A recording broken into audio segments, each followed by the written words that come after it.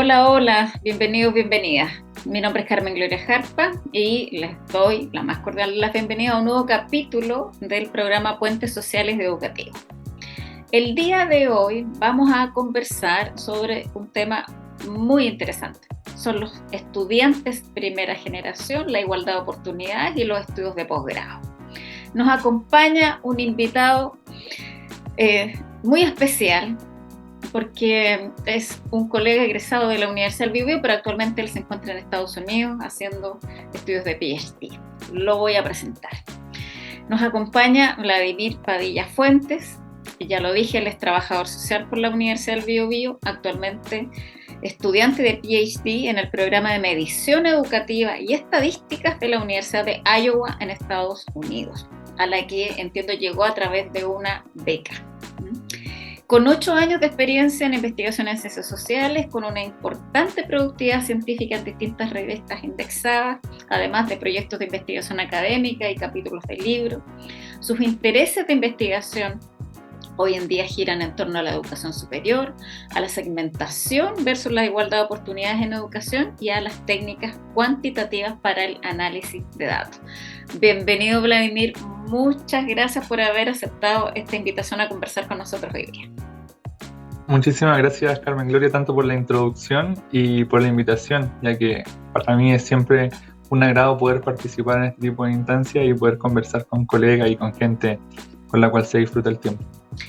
Bueno, vamos a conversar sobre un tema que también fue y es aún de mi interés investigativo, que son los estudiantes primera generación. Esclarezcamos tal vez primero eso, Vladimir, si te parece. ¿Qué significa ser un estudiante primera generación en el contexto educativo actual?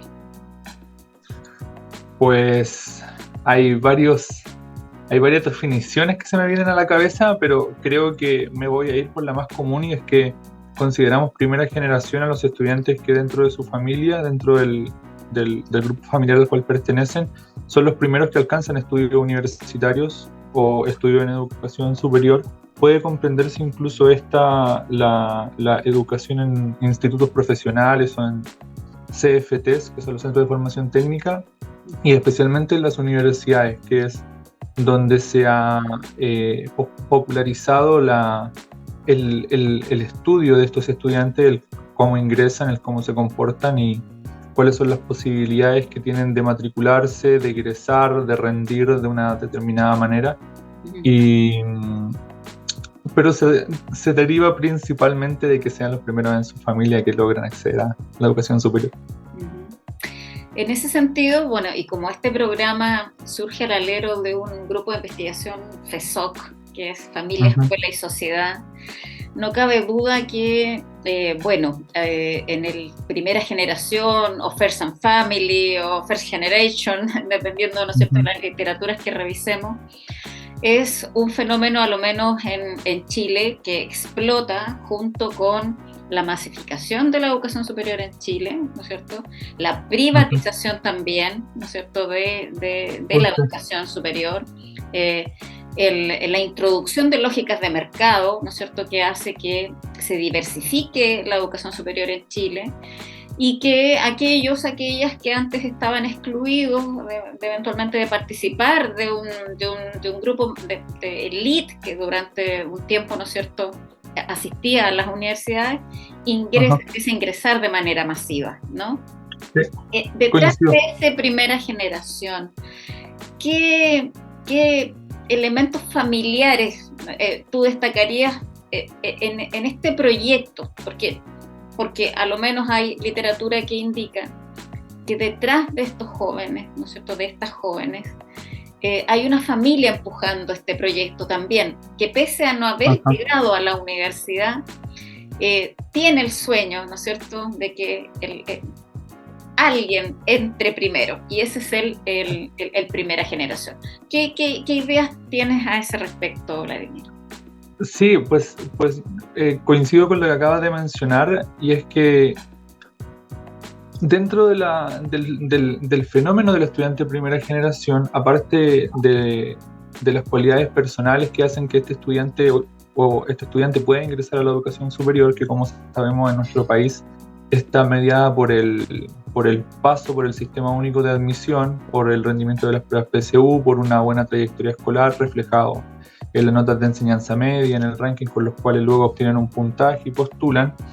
Creo que aparte de esas cualidades personales hay una especie de anhelo social y anhelo familiar porque los estudiantes y especialmente ahora los hijos puedan ingresar a la educación superior como una forma muchas veces de quebrar los ciclos de pobreza, las desigualdades, la segmentación y además hay, como bien has dicho tú, una serie de reformas y de nuevas características del contexto político, social y económico del país que hacen de este un escenario más favorable para el ingreso de estudiantes a la educación superior, más allá de si son primera generación o no.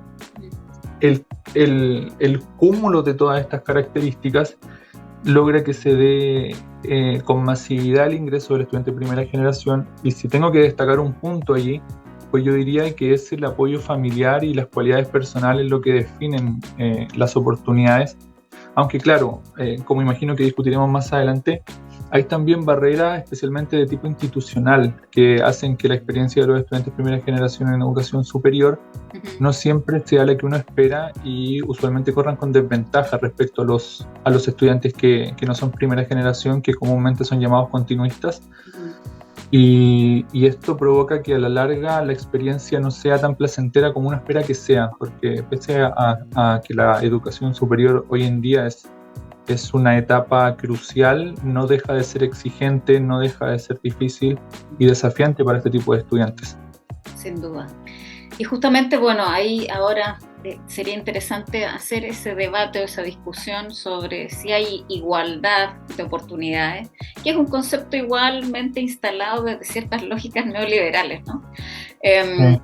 Porque de alguna manera sientan la idea de que todos tenemos igualdad de oportunidades, ¿ya? O más bien cabría hablar de equidad de oportunidades en educación superior, teniendo presente que en general en Chile, ¿no es cierto?, que es la experiencia que tú viviste, hoy en día Chile se encumbra como en un acceso universal, es decir, la mayoría de los jóvenes que postulan la educación superior logra una vacante. Pero lo que se discute a nivel mundial todavía en educación superior no es tanto el acceso, que efectivamente hoy día está bastante abierto y en una franca expansión, sino que la permanencia, y justamente por lo que tú decías anteriormente, todavía el primera generación corre con desventaja respecto de aquel heredero continuista, ¿no es cierto?, que posee un capital no solamente académico mayor, sino que también social, redes de contactos y una serie de cuestiones. Entonces, discutamos desde el punto de vista teórico tal vez cuál es la diferencia entre igualdad de oportunidades o equidad de oportunidades y en cuál de las dos posiciones te ubicas tú en lo particular hoy día como investigador. Sí, pues bueno, algo divertido es que yo comúnmente hablo de estos dos términos como sinónimos, siempre hablo de igualdad de oportunidades o de equidad de oportunidades en el acceso a la educación superior, en el acceso y el goce también, porque bueno, es complicado, pero uno recuerda la etapa de la universidad para toda la vida. Estas dos palabras yo las usaba como sinónimos hasta una reunión en la que participé, en la que estaba Óscar Espinosa, que es un profesor que forma parte del IESER y del cual hemos leído junto con el profesor Carlos, que ya conversaré de eso también luego, porque soy investigador gracias en gran parte a mi experiencia en un centro de investigación. Él me comentó cuando yo hablaba de esto, cuando presentaba un proyecto de investigación sobre acceso a la educación superior selectiva en Chile, hace un par de meses atrás solamente. Él me comentaba: Geraldo, ¿cuál es tu comprensión de la igualdad versus la equidad? Y en ese momento recuerdo que le dije, bueno, yo comprendo que ambas hacen referencia al acceso, a la inclusión, al ingreso masivo de estudiantes que por distintas características son relegados hacia posiciones de desventaja. Y él me mencionaba, pues te haría bien leer un poco. Entonces me puse a la tarea y leí un poco, y la diferencia más clara entre igualdad y equidad es la manera en que se plantean las oportunidades para un y otro estudiante, de la forma que, si bien uno puede asumir en la igualdad de que todos merecen estar bajo las mismas condiciones o estar bajo las mismas reglas del juego, en ocasiones esa igualdad juega o significa una desventaja para quienes no están en la base de esa suposición de igualdad. Entonces uno ahí habla de equidad, que es una oportunidad de acuerdo con las características intrínsecas o con las características que una persona tiene, sin asumir que la igualdad, o asumiendo que la igualdad puede encubrir estas diferencias de base. Y ahora mismo diría que la diferencia entonces para los estudiantes y las estudiantes primera generación entre igualdad y equidad significaría, por ejemplo, tener en cuenta los distintos tipos de experiencia educativa que los y las estudiantes tienen durante la enseñanza media, de modo tal que asegurar que un instrumento como la PSU brinde igualdad de oportunidades en el acceso a la educación superior no es lo mismo que decir que deberíamos trabajar en un mecanismo de selección o en un mecanismo de evaluación del conocimiento o de las competencias que considere esa experiencia. Para mí eso sería equidad. Estar desde la igualdad de oportunidades, hablando de estudiantes primera generación, significaría, por ejemplo, que todos pudieran rendir una prueba como la PSU sin considerar que colegios públicos usualmente no pueden pasar todos los contenidos del currículum, que son los que sirven de base para la construcción de la PSU. Asumir igualdad allí significa que todos los estudiantes, con independencia del género, de las características familiares que traen, van a poder rendir frente a un instrumento que está hecho sobre algo que se considera masivo, en este caso el currículum. Igualdad de oportunidades, entonces, yo lo vincularía con eso, mientras que la equidad sería poder, como dije, trabajar en algún mecanismo de selección o en alguna forma de evaluación o monitoreo de las competencias, las cualidades y las habilidades que los distintos estudiantes tienen en razón de sus preferencias, en razón de sus habilidades y cualidades y en razón de lo que ellos esperan conseguir en la educación superior, teniendo siempre en cuenta las características distintivas de cada uno. Ahora, entiendo también que eso es muy difícil. Quizás por equidad podría comprenderse también las iniciativas de política educativa del último tiempo a través de los cupos especiales PASE, que es el programa de acceso efectivo a la educación superior, los beneficios que hay hacia la carrera docente, hacia los y las estudiantes que quieren convertirse en profesores. En esos casos creo que se considera, más allá de la igualdad de oportunidades, de que todo mundo puede considerarse expuesto a una serie de experiencias educativas que digamos son similares, cosa que no es cierta. El pasar de la igualdad hacia la equidad significaría entonces reconocer estas diferencias individuales y no tan solo reconocerlas, sino también asignarle una importancia al momento de definir el ingreso a la educación superior, porque finalmente primera generación y universidad, tal y como lo define la literatura y como se ha trabajado en el último tiempo, están muy relacionados. Aunque, como dije también al principio, quedaría ver allí cómo es la experiencia de primera generación en centros de formación técnica e institutos profesionales. Vladimir, el ranking, la introducción del ranking como un factor para el ingreso a través de una prueba de admisión nacional en Chile, ¿ha tenido, según tu apreciación, efectos importantes respecto de, a lo menos, reconocer esa trayectoria previa? Porque si bien los estudiantes primera generación en general, ¿no es cierto?, obtienen puntajes más bajos, ¿ya? Optan por carreras menos selectivas en general y por universidades también menos selectivas. El ranking ha emparejado un poco, porque se ha hablado mucho de emparejar la cancha, ¿no? ¿Ha emparejado un poco la cancha en tu opinión? Pues al principio sí. Yo recuerdo haber leído el primer artículo sobre una propuesta de ranking del año 2009 de Dante Contreras, en donde él planteaba la importancia que tendría la incorporación de un factor de selección que no estaría sesgado por las características socioeconómicas de la experiencia educativa de los y las estudiantes. Y yo dije, esto sí que tiene sentido. Esto fue en el 2012-2013. Y luego cuando se incorporó el ranking de notas, recuerdo que trabajamos allí en el sitio con el profesor Carlos y encontramos que efectivamente era una buena forma para poder compensar en términos de puntaje el rendimiento que alcanzaban estudiantes, sobre todo de colegios públicos y que pertenecían a contextos de alta vulnerabilidad socioeconómica. En ese sentido, el ranking parecía darle un poco de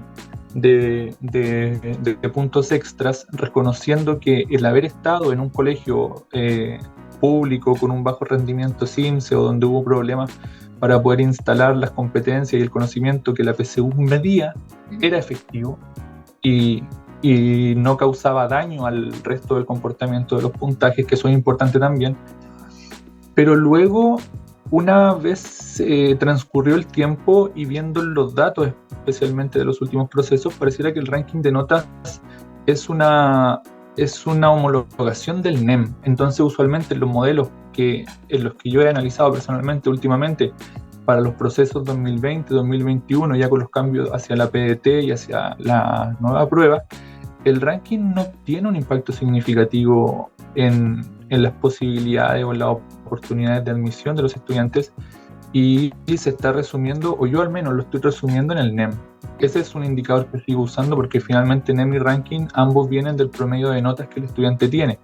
Solo que el NEM es la conversión del puntaje de nota a un puntaje estandarizado y el ranking toma en consideración qué posición obtuvo el estudiante con ese puntaje en su colegio de ingreso. Pero en términos prácticos, yo creo que la importancia del ranking ha venido decayendo sostenidamente. Ahora, ¿eliminaría el ranking? Por supuesto que no.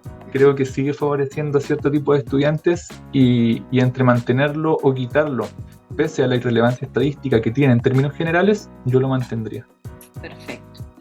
Vladimir, bueno, si un estudiante primera generación o una estudiante primera generación logra sortear todas las dificultades, ¿no es cierto?, de ser el primero de sus familias en cursar estudios superiores y quiere continuar estudios luego del pregrado, ¿cuáles son, a tu juicio, las claves para que un estudiante primera generación no solamente se quede con el título profesional, sino que también piense más allá, aspire más allá y pueda eventualmente aventurarse en estudios de posgrado?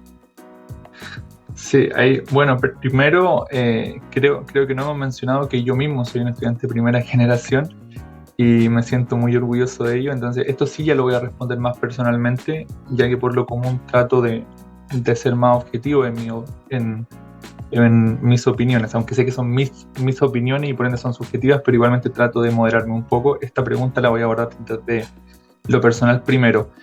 Sin duda, creo que las ganas de progresar son un factor importante.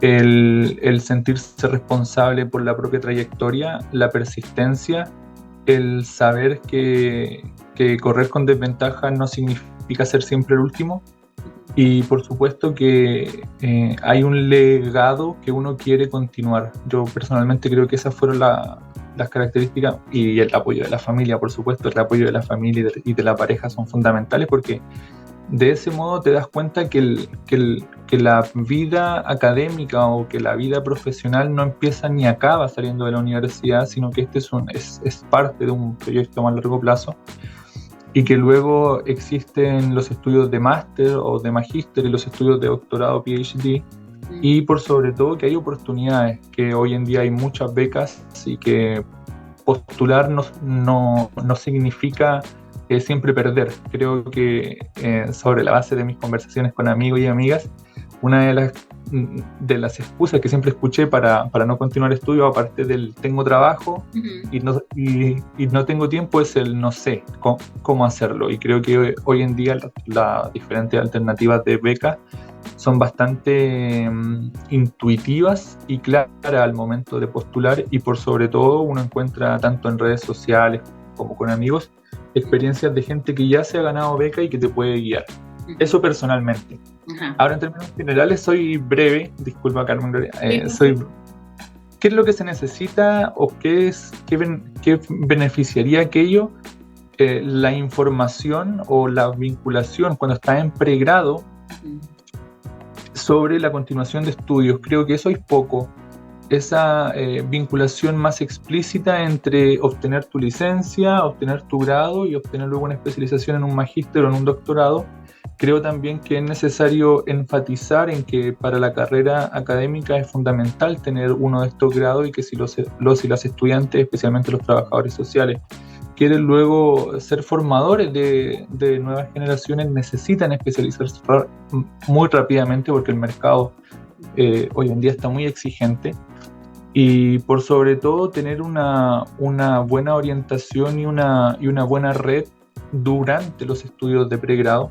En particular el haber estado expuesto, qué sé yo, a una ayudantía, el haber estado expuesto a proyectos de investigación, el haber estado expuesto a investigación, eso te hace aferrarte a la carrera docente o a la carrera académica y querer continuar tu perfeccionamiento a través de grados de magíster o grados de doctorado.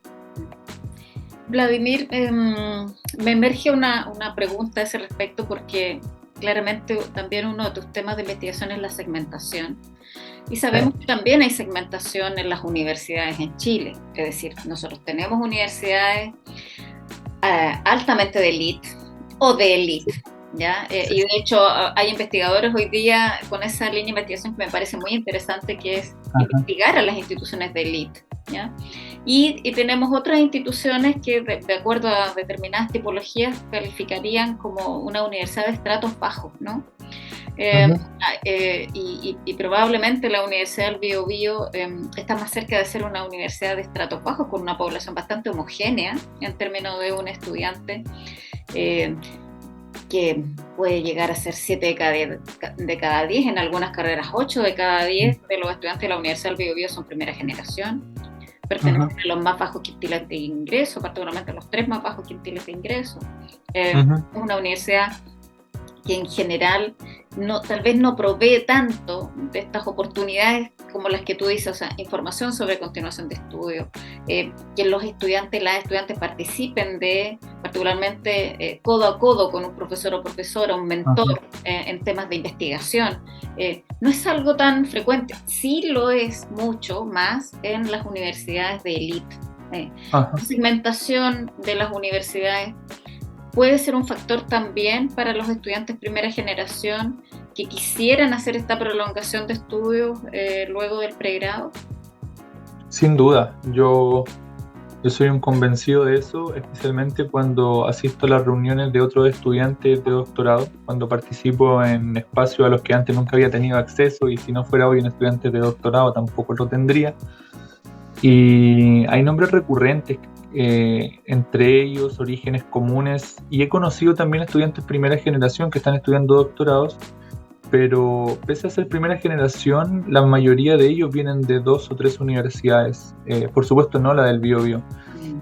Aunque sí he conocido, fíjate, gente que estando o egresando de la Universidad del Biobío están actualmente estudiando doctorados, pero es una rareza. Entonces, ahora, la cosa es, no sé si se trata de cómo redistribuir recursos o si se trata de quitarle a las que tienen más para darle a las que tienen menos, porque me cuesta creer que ciertas universidades aposta o adrede quieran seguir desarrollándose, quieran seguir invirtiendo en capital humano y en desarrollo del conocimiento por el hecho de sacar más distancia con el resto.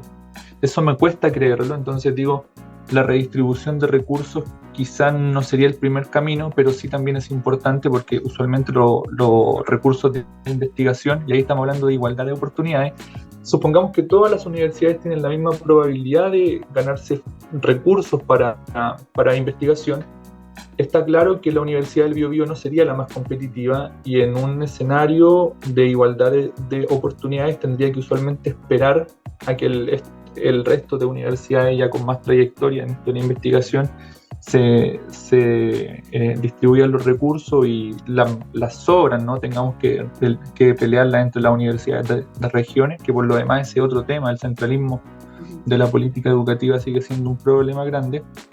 Entonces allí la igualdad de oportunidades, volviendo al tema anterior, no me parece lo más justo y Sinceramente creo que las universidades de élite actualmente pueden mantenerse allí por esta suerte de efecto Mateo que hay en la distribución de recursos, aunque con eso ya me contradigo un poco porque la distribución de recursos pareciera que es todo y no lo es todo, porque también está la composición la composición del estudiantado, el tipo de carreras docentes que se ofrecen al interior de las universidades, que hace más atractivo que cierto tipo de docentes venga, que eso es fundamental, la enseñanza.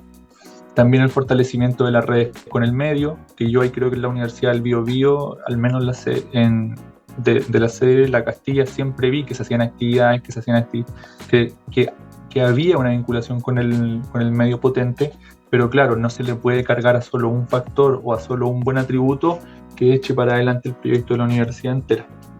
Entonces, cierro esta respuesta diciendo que sí, yo creo que es un factor a tener en cuenta, especialmente para los estudios de posgrado, porque ya decir que eres de cierta universidad respecto a que eres de otra significa un reconocimiento simbólico y un voto de confianza incluso en ocasiones cuando uno escucha cierto grado de cierta universidad. Bueno, y por eso tú eres un caso que probablemente sea estudiado el día de mañana, ¿no? Porque tu propia experiencia, ¿no es cierto?, que es de un estudiante, primera generación, en una escuela de trabajo social en la Universidad del Biobío, en la sede de La Castilla. Y hoy día estás en Iowa, ¿no es cierto?, cursando estudios de PhD. ¿Cuáles fueron los factores en tu historia? Es decir, ¿de qué manera se construyó este camino? ¿De qué manera, ¿no es cierto?, este periplo llega a llevarte a ti y a tu proyecto a Estados Unidos? Sí, eso es... Bueno, es extraño cuando uno ve en retrospectiva, porque yo por lo demás soy del pueblo de Coihueco, yo ni siquiera soy de Chillán, entonces estudié en escuela pública, recuerdo en la escuela Guillermina Dreyfus de Coihueco, que ni siquiera sé si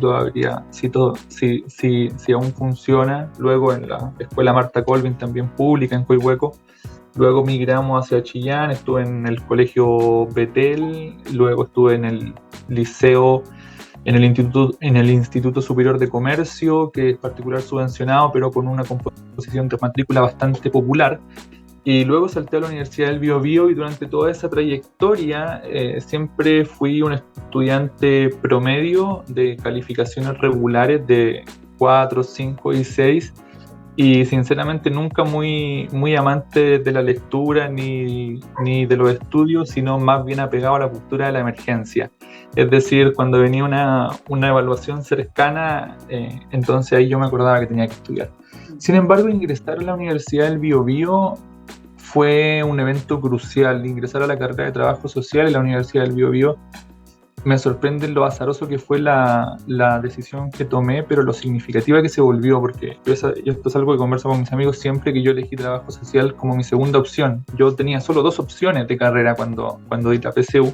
Por lo demás me fue relativamente mal, saqué como 490 puntos, 500 puntos, y eso en términos de PSU es un rendimiento promedio tirando para abajo.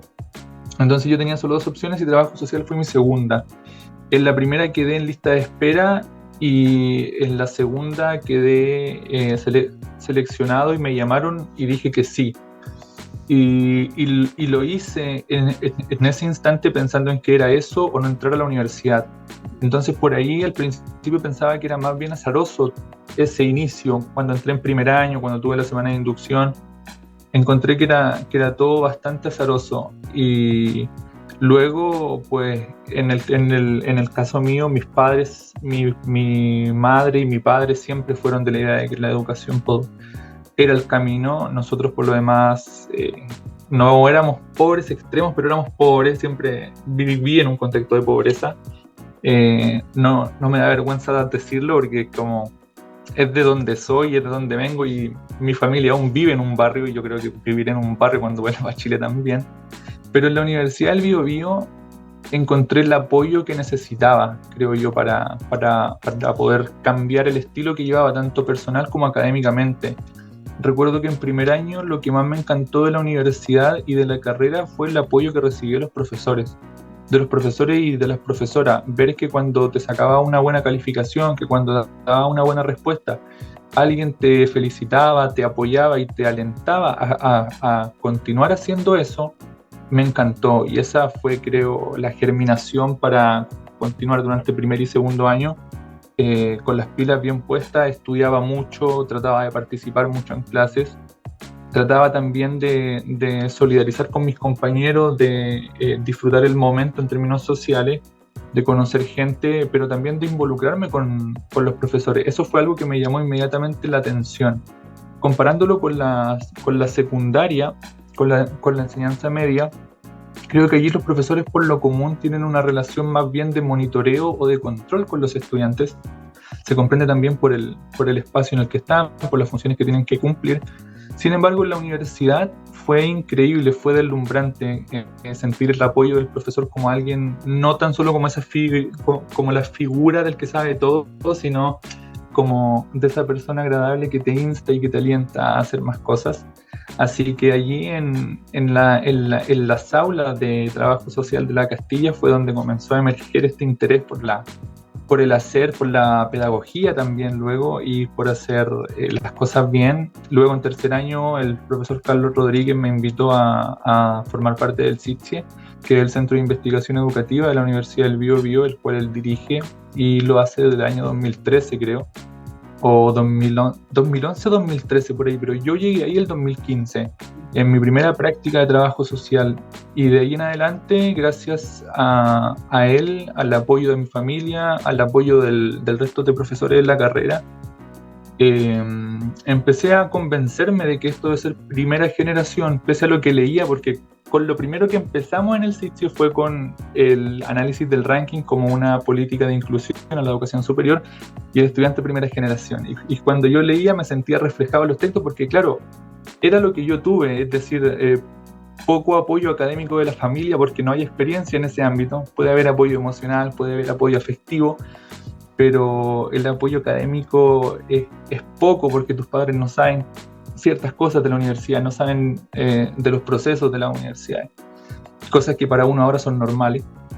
Y entonces dije, wow, yo sí soy lo que se describe en los textos, pero al mismo tiempo uno puede hacer algo con lo que se hizo de él, y eso es lo que traté. Y entonces aproveché también las oportunidades que me dieron en la escuela, que me dieron en el CITSIA, y poco a poco fui solidificando este amor por la pedagogía, por la enseñanza, que me encanta, pero también por el aprendizaje. Y tuve la suerte de encontrarme con buenos guías. Creo que personalmente, siendo estudiante de primera generación, tener buenos guías, buenos mentores y buenas maestras también fue lo que me dio el empujón. Y luego, gracias a una conversación que tuvimos ambos, recuerdo, es que conocí la oportunidad de la beca Igualdad de Oportunidades de la Comisión Fulbright, que es una comisión americana que se encarga de apoyar las trayectorias educativas de estudiantes destacados en distintos países para traerlos a Estados Unidos. Y postulé, obtuve la beca y me vine hace un año para acá, y de ahí en adelante la emoción no ha parado. Así que son muchas cosas las que podría contar, pero creo que si tuviese que poner un punto allí, aparte, que definió lo que es mi trayectoria hoy en día, aparte de mi familia y de mi esposa, creo que fue el apoyo de los mentores, de los profesores y las profesoras de la universidad, del Biobío, de la Castilla, Trabajo Social, especialmente el profesor Carlos. Muy bien. Y Vladimir, en tu historia también aparece de alguna manera, a lo menos desde este lado de acá, desde la lectura que yo hago, el saber aprovechar esas oportunidades, ¿sí? Sí. Otros como tú a veces también han sido invitados o invitadas eventualmente al CITSE o a otro tipo de experiencias, ¿no es cierto? Claro. Cuando otros profesores y profesoras también a veces quieren eventualmente tener algún ayudante o tener a alguien que vaya aprendiendo, y a veces no todos aprovechan esas oportunidades. También hay algo de una lectura personal, ¿no es cierto?, que hiciste en su momento, y que tiene que ver con tus características personales. Yo creo que te lo he dicho en otras oportunidades, ahora te lo digo en público, ¿no es cierto? Respecto de tener ganas, ¿no es cierto? De que algo arda, ¿no es cierto? El fuego interno, que le digo yo, que tiene que arder un fuego interno, tiene que haber ganas, tiene que haber hambre, tiene que haber pasión en estas decisiones, porque a veces a uno se le dan las oportunidades y a veces no las aprovecha, y en el caso tuyo sí lo hiciste. Tanto es así que yo creo que es importante dejarlo consignado, que habiendo tú reconocido que entraste con un bajo puntaje y te había ido muy mal en la prueba, sí. El mejor de tu generación, fuiste el mejor de tu cohorte y recibiste el premio Universidad del Biobío como el estudiante de mejor rendimiento de tu cohorte. Luego ganas esta beca, que no es una beca fácil de ganar. Creo que es importante que las primeras generaciones que van a escuchar o ver este programa lo sepan, y que hoy día te tiene en Estados Unidos, ¿no es cierto? No sin algunas dificultades al inicio, ¿no es cierto? Por supuesto. Porque hay que sortear el tema del inglés, ¿ya? Y Chile tiene que avanzar mucho más respecto del tema del inglés. Pero hoy día creo que es muy importante el mensaje que tú puedes mandarle a muchos jóvenes que hoy en día estudian en la Universidad del Biobío respecto de lo importante que es tener ganas y jugarse algunas oportunidades, alguna pasantía nacional, alguna pasantía internacional, tener ganas de hacer cosas, presentarse a determinados proyectos, estudiar inglés, ¿ya? Sacar, ¿no es cierto?, esas expectativas o deseos o sueños adelante, también creo que es importante. Sin duda, yo soy consciente de que quizás soy una peculiaridad en mi contexto, pero uno de mis anhelos a futuro es no ser una peculiaridad, sino ser un caso más dentro de muchos otros y que se pueda compartir en el contexto del cual provengo. La idea no tan solo de que esforzarse por lo que uno quiere siempre rinde frutos, sino también de que hay ocasiones en que, pese a que se vea difícil el futuro, los sueños son posibles de realizarse, y que no se necesita siempre el provenir de una buena familia o el tener dinero para poder ser, entre comillas, exitoso en la vida. Creo que ese concepto de ser exitoso o de no triunfar en la vida, que son dos polos que no comparto, creo que ponen muchas presiones sobre los estudiantes,